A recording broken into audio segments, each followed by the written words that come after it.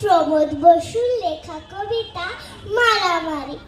দাদা আমার মারলে পরে দিদি ভীষণ বকে। দিদির শাসন দেখলে বাবা কান মুলে দেন তাকে। দিদির কান্না শুনে তখন রান্নাঘরে যিনি আঁচলে মুখ আঁকলে রেখে কাঁদেন তাকে চিনি। সারাটা দিন সামলে রাখে মস্ত পরিবার, নিজের দিকে মুখ ফেরানো গরজ নেই তার। সবার দিকে সমান সমান লাই ভার। তিনি আছেন এই কথাটা বুঝে না সংসার।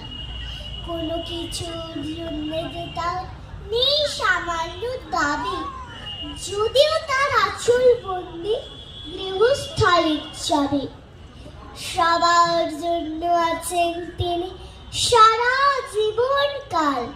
রাত্রিটা স্নেহী হয় ফুটফুটে সকাল। তার স্বপ্নে আমরা থাকি, আমরা মানুষ হলে সাত পূরণের আনন্দটা জীবন ঢেউ তুলে।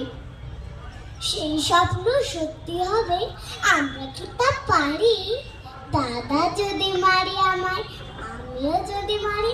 নমস্কার। নেক্সট ঐশিকী পল।